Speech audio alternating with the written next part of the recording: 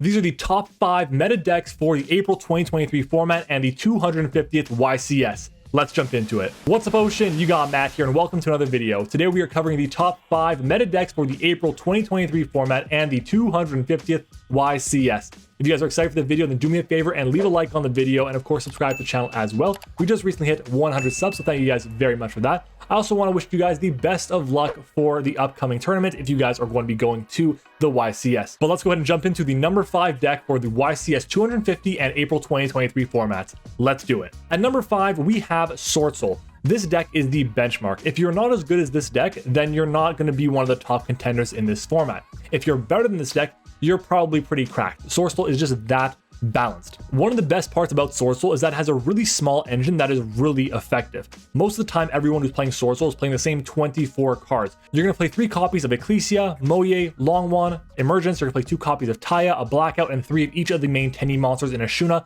Adhara, and Vishuddha. That's 24 cards right there, leaving 16 spots for main deck hate for a lot of the other strategies. Whether it's going to be hand traps or board breakers, they're all really good in this deck. It's also extremely consistent because most of the deck gets you access to Chi, which gets you access to the rest of the deck, and on top of that gets you access to additional plays because once you synchro off with something like Moye, you get to draw a card and also chain block the Chi search as well. You go chainlink one Chi, chainlink to Moye, and if they ash you, well, that's perfectly fine. You're still going to be able to get a search for whatever card you need from your main deck to your hand. It's also very, very cheap thanks to all the amazing reprints we've had in the past year. Shout out to Baronne de Fleur being reprinted in Maze of Memories. I know the set was kind of bad, but Baronne is still a really strong card to have access to in this deck. It really raises the ceiling of the strategy and makes it better going first and at board breaking going second. Speaking of going first, it has a really good time going first in this current metagame because you're able to set up a really nasty board of something like Chi and Baronne plus a Blackout, and then you also have access to all of the hand traps that you have in your hand or the imperms you might have set. It's really powerful in today's format. It's also really good going second because you have access to specifically the 10E cards. Yes, you have all the hand traps, but 10E Spirit Vishuddha is absolutely cracked. Having access to this with a normal monster on board, as long as it's in your hand or graveyard, you're able to banish it to be able to bounce back something like an Arise Heart to stop the macro lock, or to bounce back something like the Shangri Era to stop you from getting your zones locked. It's really powerful in a format like today and helps out a lot against the Kashtira threat. Now for some of the cons, it struggles a lot with Kashtira, especially if you're either going to be blocking out all of your zones, or you don't have access to Vishuddha to be able to bounce back the Arise Heart your opponent controls. They also could just have Lance for a lot of the cards like Blackout that you'll be running in your strategy, so keep that in mind. It also struggles with a lot of the best cards to deal with Kashtira. It struggles with the Book of Moon, the Book of Eclipses, it struggles with the Kaijus or Lava Golems, even Raw Sphere mode depending on what kind of board you're ending off with. And that can be kind of challenging in this current metagame because everyone's maining those cards. A card like Dimensional Barrier, which is very popular in the side deck right now, is basically a turn ender, and that's absolutely catastrophic for this strategy. On top of that, the extra deck space is really tight, and that's a big problem going up against Kashtira. Having access to Kashtira Unicorn to rip a card out of your opponent's extra deck, especially in Swordsoul, is devastating if they're only playing a lot of 1-ofs, which in this case here, there are a lot of 1-ofs in the Swordsoul strategy extra deck. And lastly, this is just my opinion, there's a pretty big drop-off between the number 5 spot in Swordsoul and the number 4 slot, which we're going to see next. I think it's definitely the worst of the top 5, absolutely, that's why I said number 5, but it also has the lowest ceiling. That's a bit of a problem for me when looking at this top 5 meta contenders list. Moving on to number 4, we have Branded. This deck got a massive makeover after Darkwing Blast came out. Having access to the Bestials really changed what this deck can do. To start off, the best part about this deck, there are so many starters. You have access to starters in Branded Fusion. You have Aluber. You have access to Branded Opening. You have Keeper of Dragon Magic if you want to go that route. You even have access to Fusion Deployment or Cartesia as well. Those are all really solid cards to be able to get into your plays and start the ball rolling. I mentioned the Bestials before, and it's for good reason. Having access to the Bestials really ups the power level of this deck while also giving it more consistency and resource management capabilities as well, through cards like Branded Regained or Branded Beast as well. They're really good to extend and to interrupt your opponent's field at the same time. There's also many ways to play Branded today, but the most popular by far is going to be the Floodgate strategy with the combination of Ra's Disciple and Branded Expulsion, or more popular right now, Gimmick Puppet Nightmare, which is really good in this format right now as well. The issue with that though is there's a lot of hate going around for those strategies specifically, so keep that in mind. Maybe it's best off for the side deck when you know you're going first. The other way to play Branded is going to be with a build my board style of play, where you're going to be ending on cards like the Rinbrum or the Grand Guignol, however you pronounce that card, the Dragoon, the Red Eyes Dark Dragoon, and then of course the Mirror Jade as well. It's a really nasty end board to finish on and is really devastating against a lot of different strategies in today's meta. It's also a really resilient strategy that can beat a lot of different hand traps and play through them outside of specifically Ash Blossom on the Branded Fusion, but hey, we prep around that. You have access to Cartesia to get your fusions going as well. fusion deployment, maybe get Kashtira Aquadolph and rip out the Ash Blossom from your opponent's hand. It could be a thing, so just keep that in mind. I love Branded, one of my favorite decks on this list. Actually, it is my favorite deck on this list. I like this deck so much, and there's so many ways to play it. It just has so much going for it that it really is one of the better strategies in today's metagame. There are some pretty big weaknesses with this strategy, and the biggest one I mentioned before would happen to be Ash Blossom. Ashing a Branded fusion is absolutely devastating, and it really hurts what you can do with this deck. On top of that, just like for Swordsoul, Dimensional Barrier is an absolute blowout against this deck. D-Barrier calling Fusion is basically a turn ender, and it's really problematic because your entire extra deck is fusions, and you lock yourself into fusions a lot with this strategy. Then at the same time, there's also very little non-engine space with this deck, and that hurts quite a bit because you need to have access to the Book of Eclipses or Book of Moons. You need to have your Nibirus or your Ash Blossoms, your Imperms. You have so many different cards that you want to play, board breakers and hand traps, and you can't really use them that effectively in this deck because there's so much requirement for specific cards, specific one-ofs that can handle very niche interactions and raise the ceiling of the strategy. But all that being said, one of the things I hate right now so much about this strategy is that you have to play 2-ofs of basically every single extra deck card. You have to play 2 Mirror Jades, you have to play 2 Lubellions, 2 Albions, 2 Dragos Depelias. Depending on what kind of build you're playing, you need to have more than that as well, and that's really challenging, especially because there's so little space in your extra deck as is. You can't really waste it on 2 copies of Masquerade anymore. It's just not how the deck plays at this point in time. That being said, I'm so excited to see what it's going to do this weekend. I'm hoping that it performs well because it is one of my all-time favorite decks, and it definitely deserves this number 4 spots. At number 3, we have Spright. Now this is going to cover a lot of different Spright variants. I'm going to talk about a few of them. One of the biggest pros of this is that you have such a small engine with this deck, so you can be easily modified for a lot of other versions. You can run Spright Live Twin, which is my preferred way to play it, or Spright Runic, which is one of the best ways to play it, or if you really want to be that person, Spright Melfi is a good strategy as well. Yeah, go for it.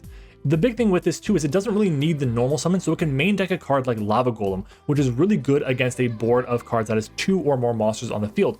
Obviously, it struggles against the Arise Heart and Pass version of Kashtira, but it is still a really strong card nonetheless. Basically, every Spright strategy will have access to 10 to 12 spots for hand traps and board breakers. While it's not a ton, it's still a really strong amount that we see in today's meta. Its ceiling was lower because of the banning of Spright Elf, but it's still a really strong deck nonetheless. Your opponent's not going to know which variant of Spright you're playing unless they're looking into your extra deck, whether it's going to be Spright Runic with the Hugins or it's going to be something like the Spright Live Twin with all the Lilas and Kissakills. You really want to make sure that you have access to a wide range of options and tools at your disposal with this deck. And that's exactly what Spright does. Mixing and matching is a really good part of this strategy because it's so generic with level 2s. By playing Live Twin Spright, you increase the draw power and consistency of the strategy. By playing Runic, you really raise the ceiling a lot more in my opinion.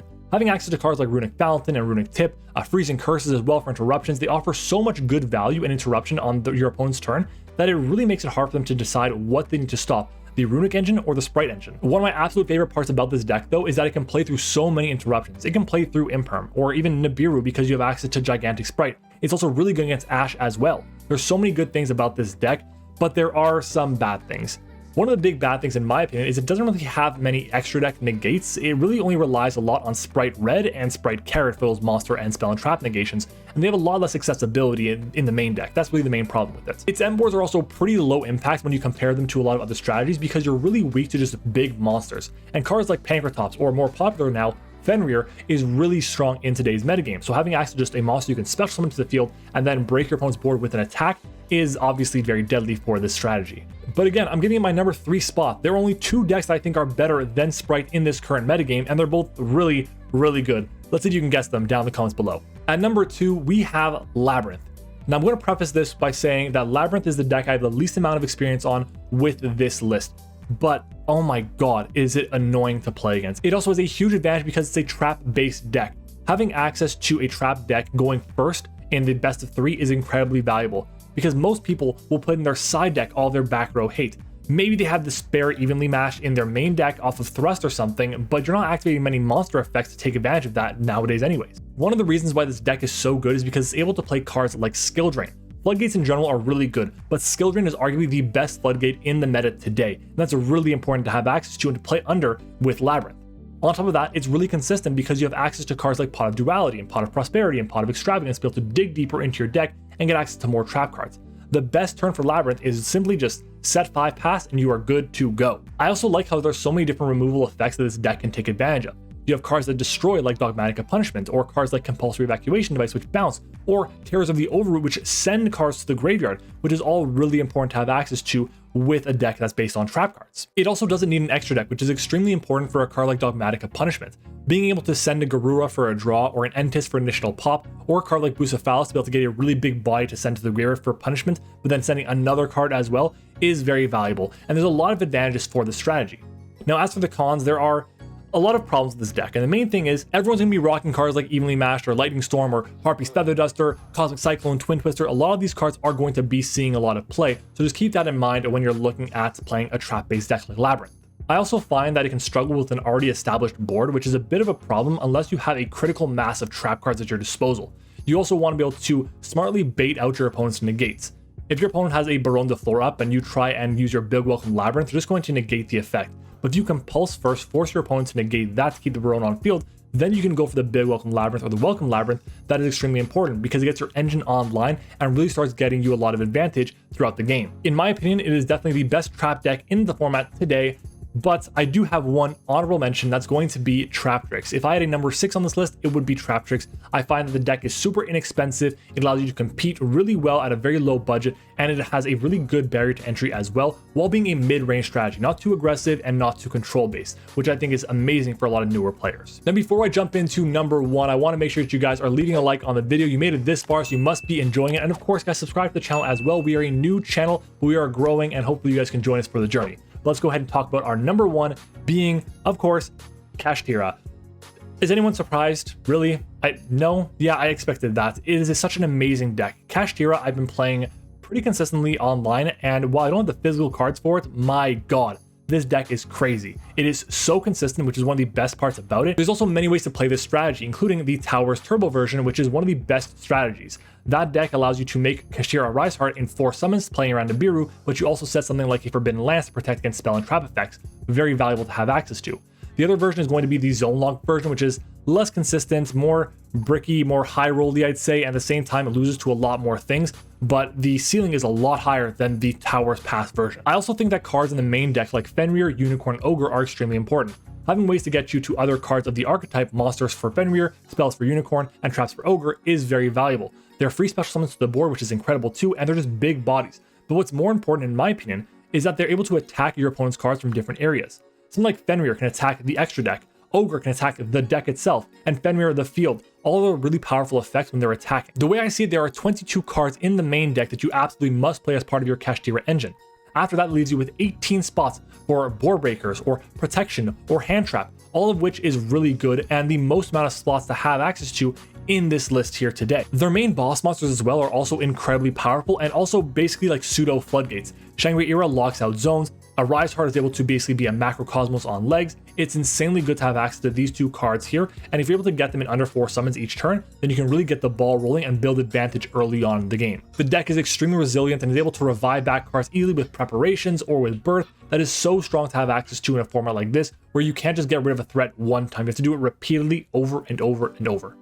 Now, there are some cons for the strategy, and the biggest one I would say is that everyone and their mother knows that Kashtira is going to be playable. Everyone knows it's going to be there, so everyone is main decking cards for it. They're maining Book of Moon, Book of Eclipse. They're maining Nibiru, Kaijus, Lava Golem for these people here that are playing Kashtira. So just keep that in mind at the 250th YCS and for the April 2023 format. There are certain variants as well that are pretty weak to Nibiru, so just keep that in mind as well, but not every single variant of Kashtira is weak to that card. It's also a very skill-intensive deck, I find. You have to lab quite a bit to learn the intricacies of the strategy. You also have to make sure that you're using the cards to the best of their ability. You have to banish the right cards from the extra deck. You have to be able to know what cards to detach and what cards to keep under your Kashtira or Rise Heart. These are all really important things to consider when playing Kashtira.